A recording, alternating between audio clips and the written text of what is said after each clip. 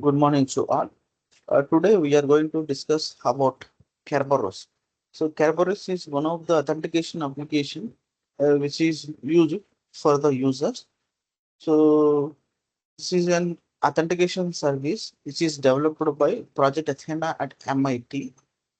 So generally we are connecting with a different type of servers. So and we try to access the data, but we need some mechanism that whatever or whoever user are trying to access that server is a genuine user or not, and really they want the data or whatever content contains within that server they are trying to access is valid or not. So for checking those things we are going to use Kerberos. So this is a model which is used to identify that user is a genuine user or not. So the problem that Kerberos addresses is assume an open distributed environment in which users at workstations wish to access services on servers distributed throughout the network. So if they're trying to access that workstation, then who is genuine user and who is attacker, those things will be identified using this Kerberos model. So we would like for a servers to be able to restrict access to authorized users and be able to authenticate requests for the services. It checks both authorized users as well as authentication or request. Now we will see some environment where how to identify these attacks. A workstation cannot be trusted to identify its users correctly to networks. First point is a user may gain access to a particular workstation and pretend to be another user operating from the workstation. I am genuine user, I know workstation particulars, but that same information, uh, whatever I know, that same information, if that knows to my friend, then he try to access the workstation. At that time, how this model should identify that whatever request sending from me or from my friend. The user may alter the network address of a workstation so that the request sent from the altered workstation appears to come from the impersonated workstation. That is also a second point where should receive requests from the genuine users. The user may eavesdrops on exchanging and use the reply attack and try to enter into a server or to disturb operations.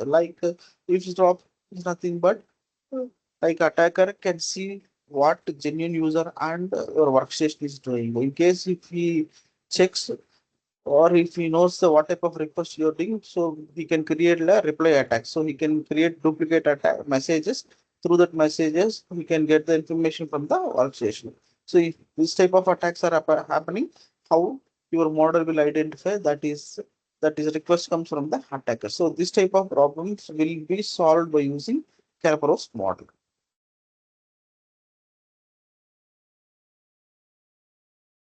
So how it solves? Kerberos provides a centralized authentication server whose function is to authenticate users to servers and servers to the users. So for whatever we have discussed so far to resolve those issues, so it maintains one centralized authentication server. So that server will respond, will act as a mediator between user and the servers.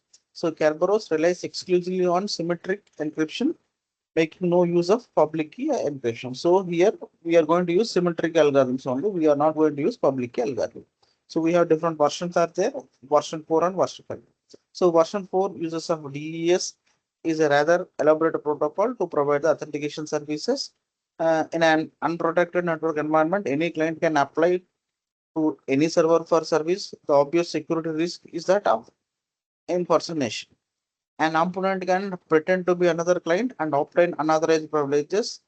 So to counter these threats, servers must be able to confirm the identities on the network who request services. So whatever problems we have discussed, every problem will be resolved using this Kerberos version 4. So now we'll see the block diagram. So through this block diagram, at least you try to understand how this Kerberos model will eliminate the problems. So if you see previously what we are doing is, so this is a user and he want to access the server. So for that user sends a request to the service and the server will provide the services to the users. But whatever request it receives from the user, this request is from exactly from the user or from the attacker, we don't know. So to identify that request is genuine or not, this is the Kerberos model which we are using. So this model will help us that exact genuine users will access to the servers. So before accessing this server, first we need to send a message to the Kerberos. So here we are generating one request, and that request will, ticket will be sent to the Kerberos. So Kerberos contains two important parts. One is authentication server. Second one is ticket generating server. First, we will send a message to the Kerberos model. So then this authentication server will check the user request, and if that is a genuine request, then it will generate a ticket plus session key. Then this request will be sent to the ticket granting server. Then ticket granting server also will check the ticket, that is a genuine ticket or not, that received from the Kerberos. And if that is a genuine, again this ticket generating server will send a ticket plus session which contains request to the server. Then once this is genuine, once it is identified by like whatever things related to user is checked here, if everything is okay, then this ticket will be generated. Through that ticket we can send a request to the server, then server will provide the response to the users.